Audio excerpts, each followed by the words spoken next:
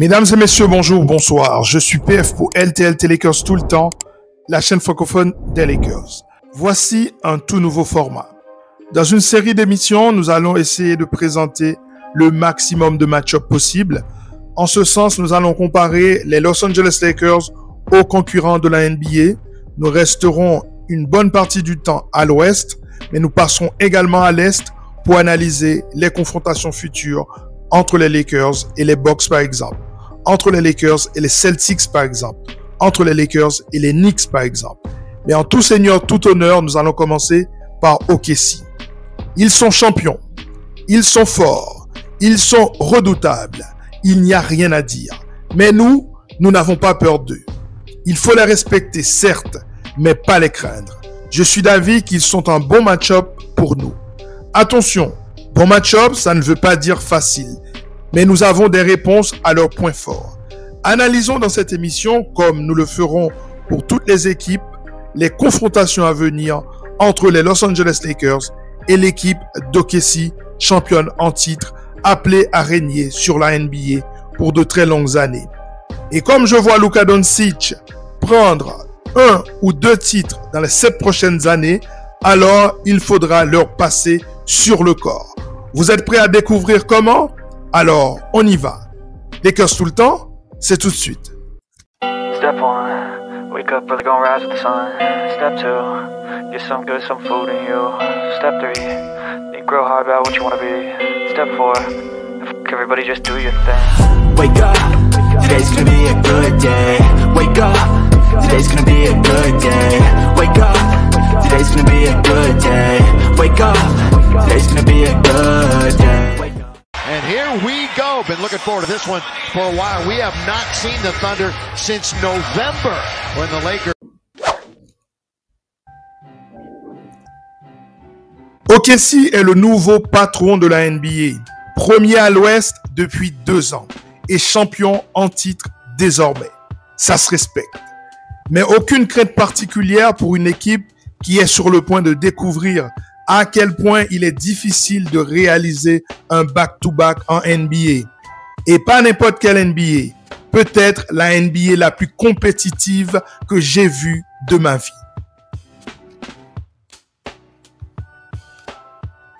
And here we go. Been looking forward to this one for a while. We have not seen the Thunder since November when the Lakers... En 2010, OKC se dresse devant le rêve de doubler de Kobe Bryant et consorts. Les Lakers arrivent à bout des jeunes loups d'OKC en 6 rencontres. Ces jeunes loups prometteurs s'appellent Harden, Durant, Ibaka, Westbrook, Adams, etc. Kobe s'impose et remporte son 5e titre et le 2e de suite avec Gasol, Bynum, Artest et Udoka. En 2012, OKC bat LA 4-1. Les stars du moment, toujours Kevin Durant, Russell Westbrook, James Harden, le trio légendaire. Les stars du côté des Los Angeles Lakers, Kobe Bryant, Pau Gasol, Andrew Bynum.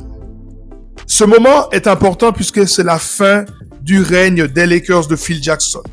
Un Phil Jackson qui venait de faire 3 finales de suite, 2008, 2009 et 2010, et qui avait été éliminé par les futurs champions des Mavs en 2011. C'était donc une équipe qui allait disparaître. Ainsi, OKC a émergé comme la nouvelle puissance de l'Ouest à ce moment-là et a filé en finale face aux Heat de Miami. Il y a 2 ans, les Lakers remportent la série de la saison régulière malgré la première place d'OKC à l'Ouest. À cette époque, Eddie était trop dominant pour OKC. Mais que s'est-il passé en 2024-2025, me diriez-vous? And here we go. Been looking forward to this one for a while. We have not seen the Thunder since November when the Lakers... La saison passée, les équipes se sont disputées 3 rencontres. 3 histoires complètement différentes. Lors du premier match, victoire difficile d'OKC, 101-93. Une victoire destinée au 4e quart-temps. Les Lakers réussissent à garder OKC à 40% au tir, tout en shootant eux-mêmes à plus de 45%. Mais les Lakers perdent 17 ballons face à la défense d'OKC. Et Shai Gilgeous-Alexander nous dynamite dans le money time. avant de finir avec 36 points, 9 rebonds et 6 passes décisives. Pour rappel, c'était sans Chet Holmgren, blessé à la hanche. Et les Lakers de leur côté étaient minés par les blessures. Seulement 8 joueurs étaient disponibles pour ce match, si bien que Dalton Knecht était dans le 5 de base. Lors du deuxième match de la saison, les Lakers de Luka Doncic vont tout bonnement détruire OKC à Oklahoma City même, 126-99. Luka montre que c'est lui le boss, avec 30 points, 7 rebonds et 6 passes décisives. Pour OKC, seul Shai Gilgeous-Alexander inscrit une vingtaine de points et Chet est dominé par LeBron James, alors que Isaiah Hartenstein est rendu inutile sur le terrain. On se dit alors que les Lakers auront la peau d'OKC en play-off. Pour le troisième match et dernier de la saison, OKC se devait de répondre. Surtout que ce match était le premier d'un back-to-back pour LA. Avec un match le 9 avril à OKC, avant un voyage le 10 avril à Dallas. Le fameux retour de Luka Doncic à Dallas après son trade. Les Lakers vont faire jeu égal avec OKC dans les 3 premiers quart-temps, jusqu'à l'expulsion de Luka Doncic pour communication jugée virulente avec un fan. Absurde. Le match était scellé. Les Lakers ont montré que sur les grands matchs, ils peuvent être redoutables malgré un roster boiteux sans vécu commun. Imaginez ce qu'ils seront capables de faire au cours de la saison 2025-2026 où ils viennent avec un effectif plus étoffé et mieux construit. And here we go. Been looking forward to this one for a while. We have not seen the Thunder since November. Vous connaissez les mouvements effectués par Rob Pelinka pour apporter aux Lakers de la taille, de la défense, de la jeunesse, tout en gardant l'ossature intacte. Parlons plutôt d'OKC. OKC garde son effectif intact également. Ils récupèrent leur rookie Nikola Topic. Shai Gilgeous-Alexander accepte une prolongation de 4 ans. Chet Holmgren accepte une prolongation de 5 ans. Le jeune ailier belge AJ Mitchell revient pour 3 ans de plus. Jalen Williams accepte une prolongation de 5 ans. Leur intérieur, Jalen Williams, accepte lui une prolongation de 3 ans. Bref, on prend les mêmes et on recommence. Pour notre malheur à tous, peut-être. Sauf que je vous ai dit, j'ai pas peur de cette équipe. Voyons pour cela les match-ups. And here we go. Been looking forward to this one for a while. We have not seen the Thunder since November when the Lakers...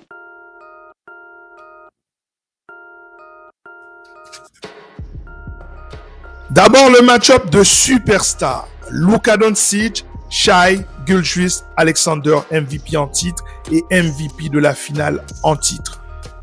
Ces deux joueurs, pour moi, sont dans le top 5 de la NBA. On reviendra sur ce sujet une autre fois. Le cas Luka, qui peut l'arrêter? Pour rappel, parmi les 5 meilleurs joueurs de la ligue, Luka Doncic est le seul qui n'a jamais gagné de titre de MVP, ni de MVP de la finale, ni même de titre NBA. Il faut que cela change.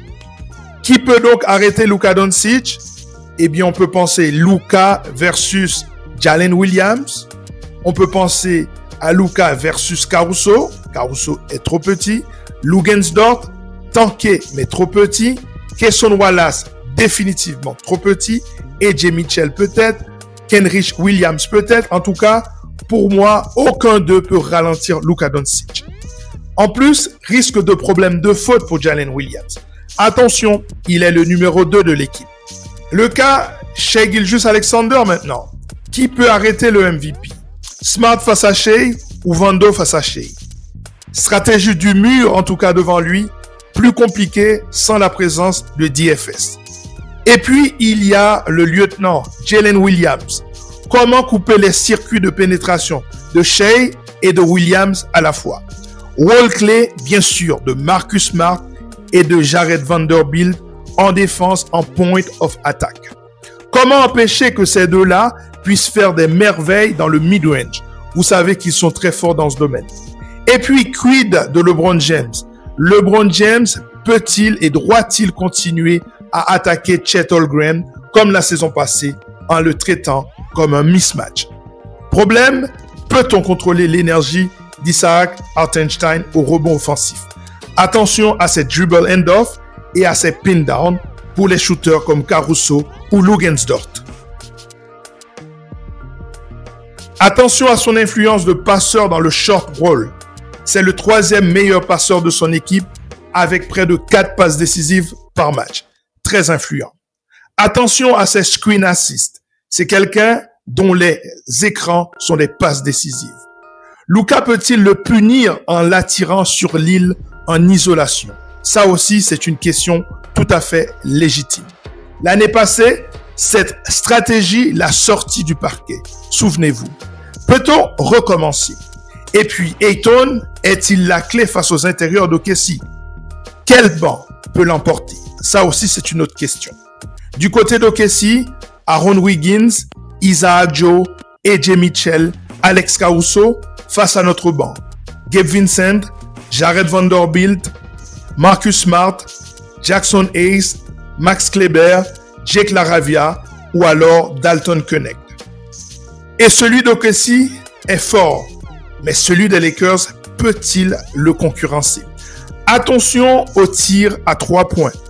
37,7% de réussite à 3 points l'année passée pour OKC, avec plusieurs joueurs à plus de 40%, dont Isaac Joe et Lugensdort à 41,2%, avec un volume de 6 tirs à 3 points pris par match. Attention. Et puis, une dernière question. Quel rookie va trouver du temps de jeu et imposer son style? Le playmaking de Nikola Topic ou la défense athlétique d'Abou Thiero? Palpitant tout ça. On est impatient. And here we go. Been looking forward to this one for a while. We have not seen the Thunder since November when the Lakers... Impatient ou pas, il faudra attendre le premier test qui arrive le 12 novembre 2025. Tu visites le champion à Oklahoma. Ça fait partie d'un road trip de 5 matchs. Mais le champion, lui, est en back-to-back après avoir joué les Warriors la veille. Victoire impérative pour nous pour donner le ton. Après, les Lakers ne voient plus OKC avant le 9 février 2026 au Crypto.com Arena. Ce deuxième face-à-face est le premier d'un back-to-back dont le deuxième match se jouera à domicile face aux Spurs du duo Wemby-Fox. Quel choix faire? Sacrifier le premier match ou sacrifier le deuxième? Ou tout simplement tout jouer à fond? On verra.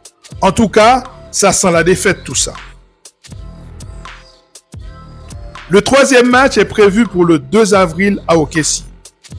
Il faut tout donner car les Lakers auront 3 jours de libre avant ce match. Je sens une victoire. Si les calculs sont bons, ça fait 2 victoires pour les Los Angeles Lakers et 1 victoire pour OKC.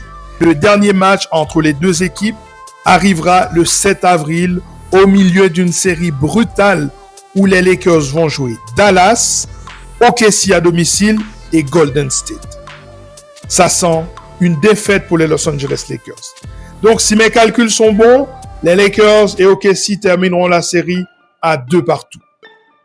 De bon augure, bien sûr, pour la suite, pour les playoffs, pour la confiance, etc. Les Lakers montreront par ces 4 matchs qu'ils sont dans l'élite de la NBA. And here we go. Been looking forward to this one for a while. We have not seen the Thunder since November. Mon avis, les match-ups face à OKC seront compliqués pour toute la NBA, y compris pour nous. Mais moi, j'aime les chances des Los Angeles Lakers face à OKC. Surtout que pour moi, OKC n'a pas de réponse à Luka Doncic. On n'a peut-être pas non plus de réponse à Shai Gilgeous-Alexander.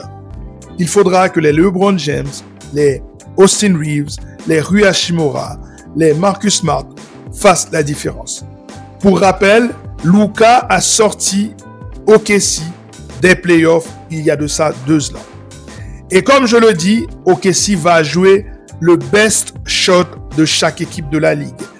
C'est ce qu'on appelle le traitement du champion en titre. Ils n'ont aucune idée à quel point c'est difficile de gagner 2 titres consécutifs en NBA.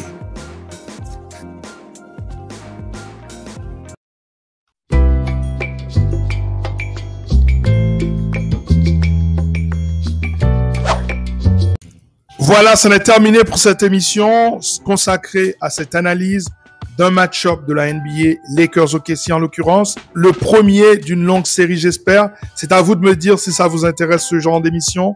En tout cas, je voudrais faire le maximum d'analyse de match-up possible. Si vous avez aimé ce contenu, n'oubliez pas de mettre le petit pouce bleu.